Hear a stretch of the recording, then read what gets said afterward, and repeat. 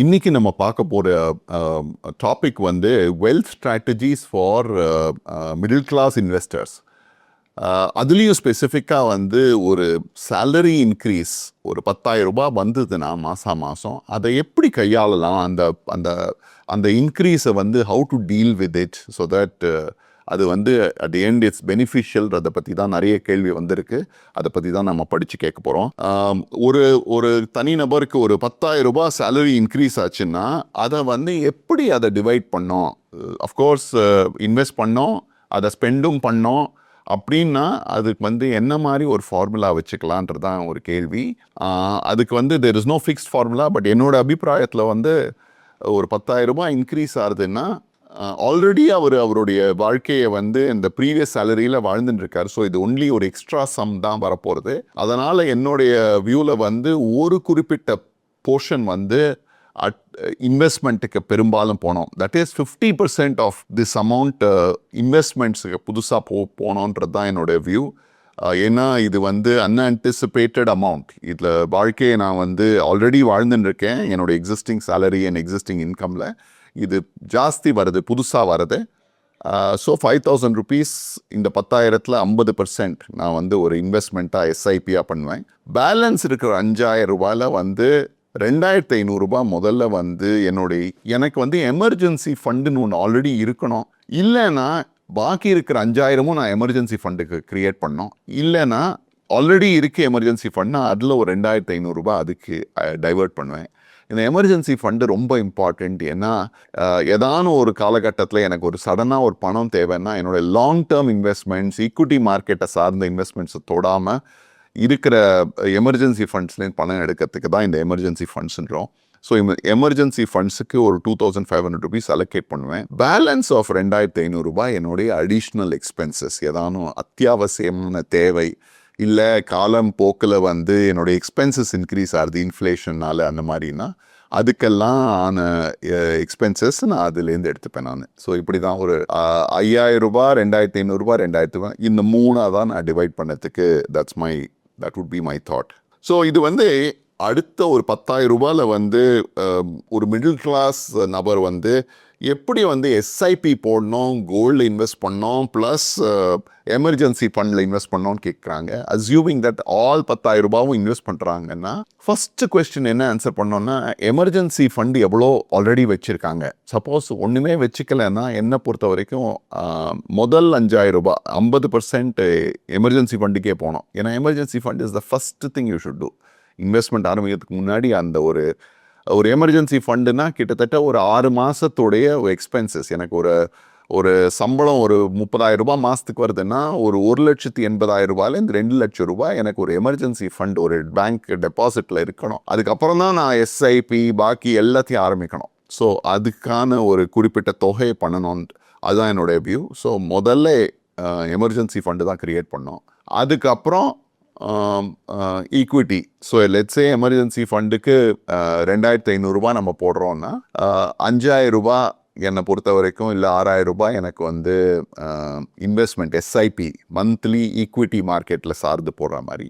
Balance இருக்கிற 2,500 ரூபாயோ இல்லை 1,500 ரூபாயோ கோல்டு அண்ட் சில்வர் ஆர் கோல்டில் மாத்திரம் போடுற மாதிரி இருந்தால் ஸ்ட்ராட்டஜி ஒரு லாங் டேர்மில் நல்லா இருக்குன்றது.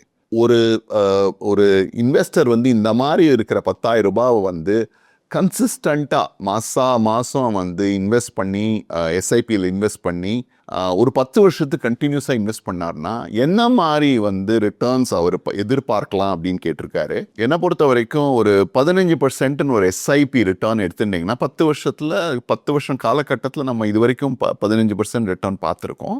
So 10% average. அஃப்கோர்ஸ் ஃபியூச்சரை நம்ம ப்ரெடிக்ட் பண்ண முடியாது. பட் அதே 15% வச்சுட்டிங்கன்னா 10,000 ரூபாய் மாதத்துக்கு 1,20,000 ரூபாய், ஒரு வருஷத்துக்கு 10 வருஷத்துக்கு 12 லட்சம் ரூபாய் நீங்கள் வந்து இன்வெஸ்ட் பண்ணியிருப்பீங்க உங்கள் சைட்லேருந்து. அதனுடைய வேல்யூ மதிப்பு 15% ரிட்டர்ன் வந்ததுன்னா will be something around 28 lakhs. கன்சர்வேட்டிவாக 15 வானா சுவாமி ரொம்ப கொஞ்சம் ஜாஸ்தியாக இருக்க மாதிரி இருக்குது, 12%ன்னு வச்சுட்டிங்கன்னா ஒரு 23 லட்சம் ரூபாய். ஸோ உங்களோட எதிர்பார்ப்பு வந்து 23லேருந்து 28 லட்சம் ரூபாய் 10 வருஷத்தில் அந்த எஸ்ஐபியோட கார்பஸ் கிரியேட் ஆகணும்.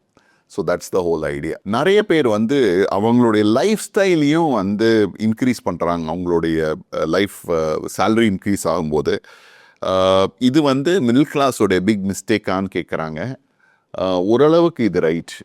ஏன்னா one of the ways to create wealth is that உங்களுடைய சம்பளம் இன்க்ரீஸ் ஆக ஆக ஆக உங்களுடைய எக்ஸ்பென்சஸ் வந்து அந்த ரேட்டை விட கம்மியாக இன்க்ரீஸ் ஆகணும். அப்போ தான் உங்களுக்கு அந்த சர்ப்ளஸ் இருக்கும். ஒரு எக்ஸாம்பிள் எடுத்துட்டிங்கன்னா, நீங்கள் வந்து ஒரு கரியர் ஆரம்பிக்கும் போது உங்களுடைய சம்பளம் லேட்ஸே 25,000 rupees அப்படின்னீங்கன்னா, அதில் உங்களுடைய லேட்டஸ்டே ஒரு பிரேக்ஃபாஸ்ட்டுன்றது 2 இட்லி 1 வடை அப்படின்னீங்கன்னா, அந்த 2 இட்லி வடைன்றது வந்து it doesn't change much as your life கோஸ்.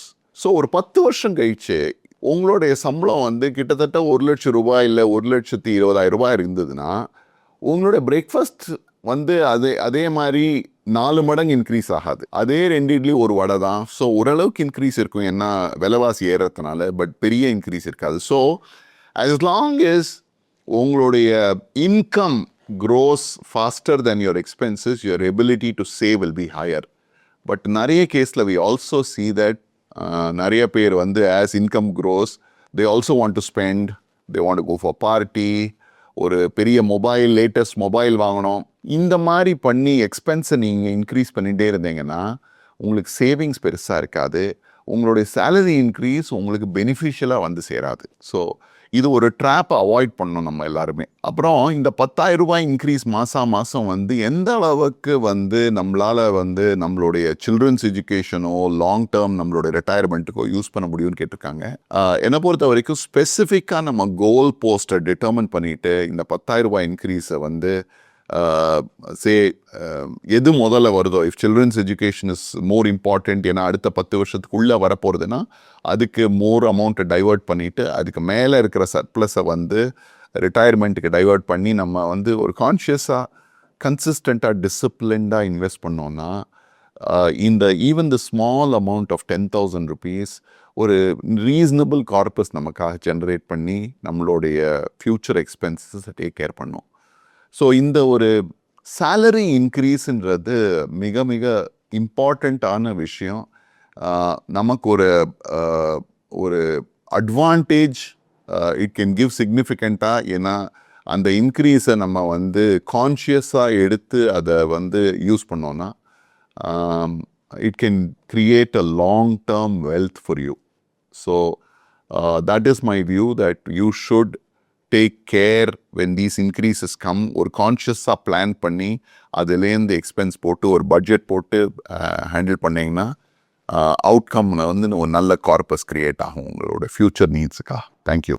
மேலும் ஈடி தமிழ் சேனல்ல வரப்போகும் பிசினஸ் மற்றும் அது ரிலேட்டடான வீடியோவை பார்க்க உடனே கீழே இருக்க சப்ஸ்கிரைப் பட்டனை கிளிக் பண்ணுங்க.